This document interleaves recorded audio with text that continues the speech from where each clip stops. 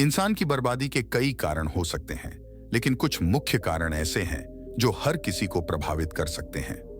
इन कारणों को जानकर हम अपने जीवन को बेहतर बनाने के लिए कदम उठा सकते हैं।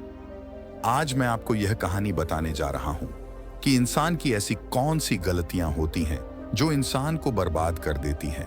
अगर हम अपनी बर्बादी का कारण जान लें तो हम अपने जीवन को खुशहाल बना सकते हैं।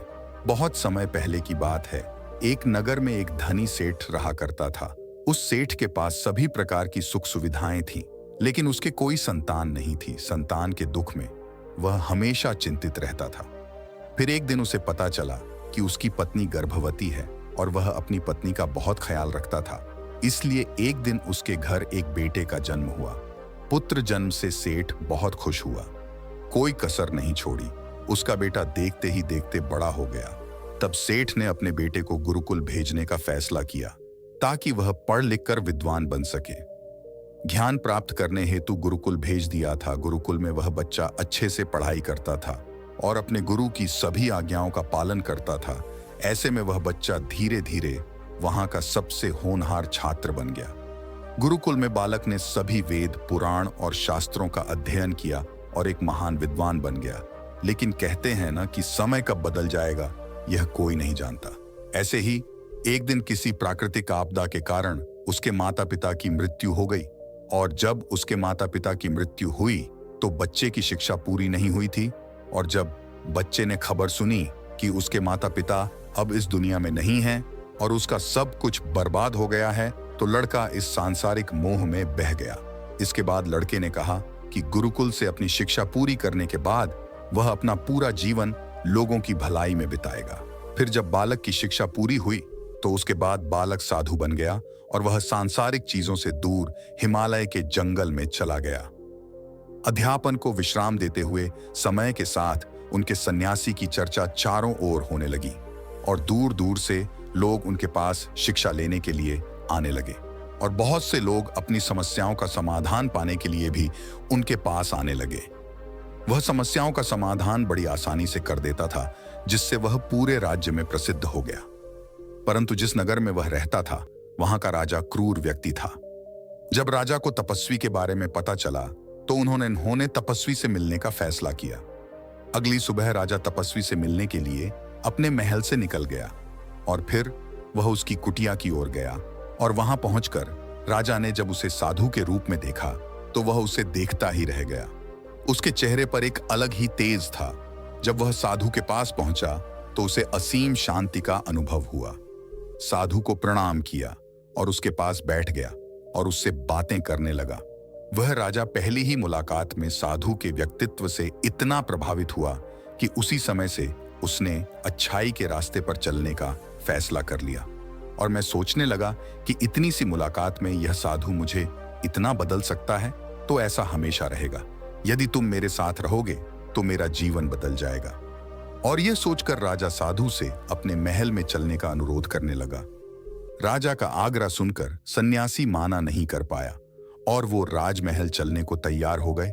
तब राजा सन्यासी को महल की ओर ले गए।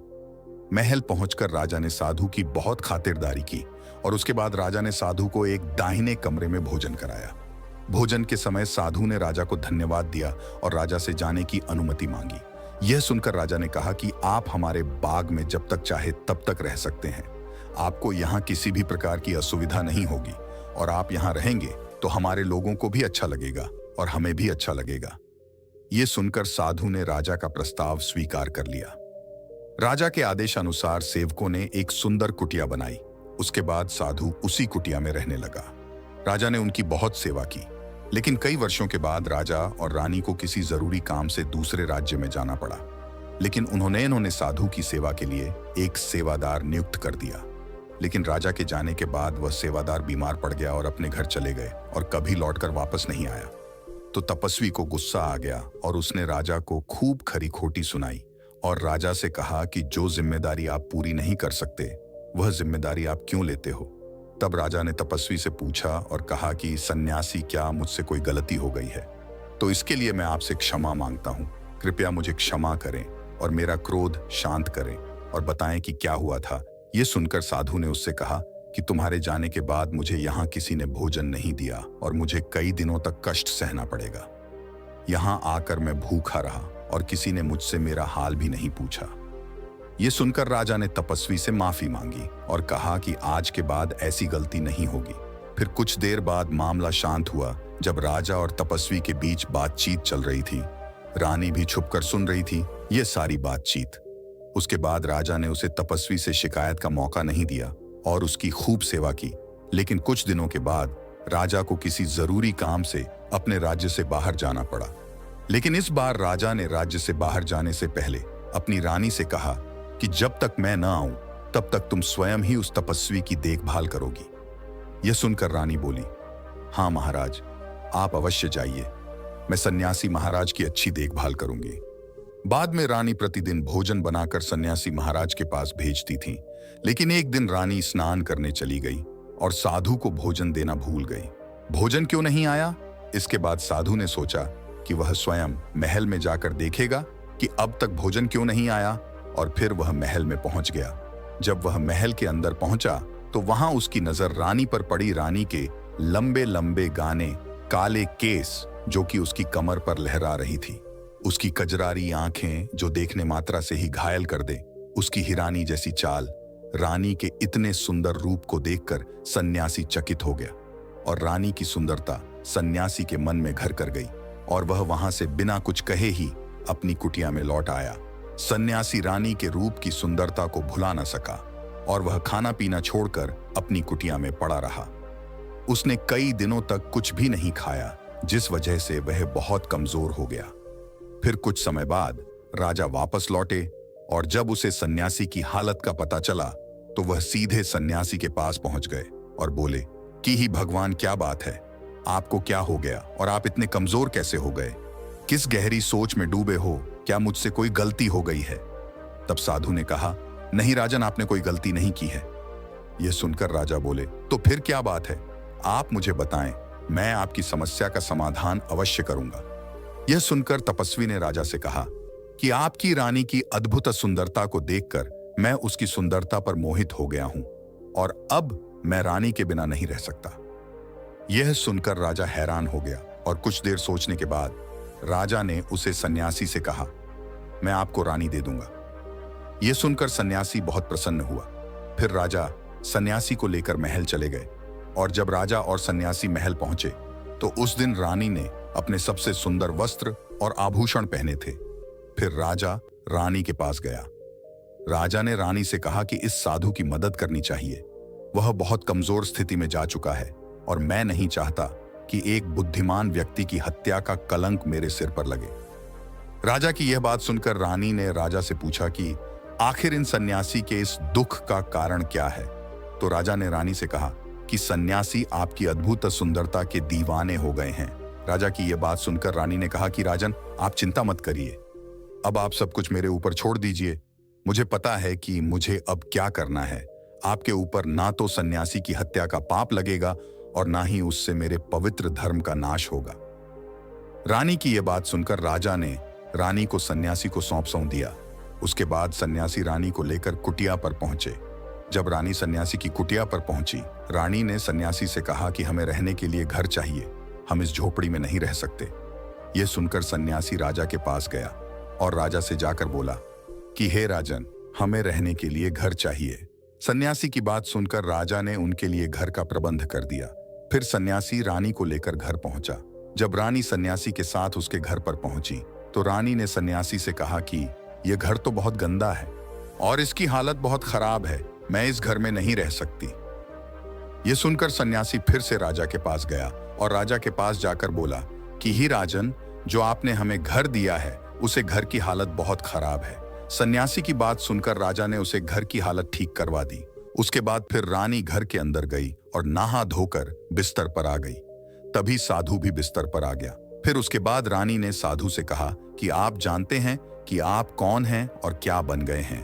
आप एक महान साधु थे जिनके लिए राजा स्वयं सभी आवश्यक चीजें उपलब्ध कराते थे, जिनके पास दूर दूर से लोग ध्यान प्राप्त करने आते थे, जो लोगों को सत्य का मार्ग दिखाते थे, जो लोगों की समस्याओं का समाधान करते थे, जिन्हें सभी लोग गुरु मानते थे। जिसे सब लोग भगवान मानकर पूजते थे, और आज आप वासना के कारण मेरे गुलाम हो गए हैं। रानी की यह बात सुनकर साधु को झटका लगा और उसे एहसास हुआ कि वह एक साधु है और यह सब क्या कर रहा है। वह ये सब सुख सुविधाएं छोड़कर शांति की तलाश में जंगलों में चला गया था। जोर जोर से रोने लगा और चिल्लाने लगा और रानी से कहने लगा कि मुझे क्षमा कीजिए महारानी, मैं यह क्या करने जा रहा था। मैं अभी आपको राजा को सौंप कर आता हूं। सन्यासी की बात सुनकर रानी ने सन्यासी से प्रश्न किया कि साधु महाराज, मेरे मन में एक प्रश्न उठ रहा है, कृपया मेरे प्रश्न का उत्तर दीजिए। रानी की बात सुनकर सन्यासी ने कहा कि पूछो, तुम्हारा क्या प्रश्न है। फिर रानी ने कहा कि जब आपको उस दिन भोजन नहीं मिला तो आप बहुत क्रोधित हो गए।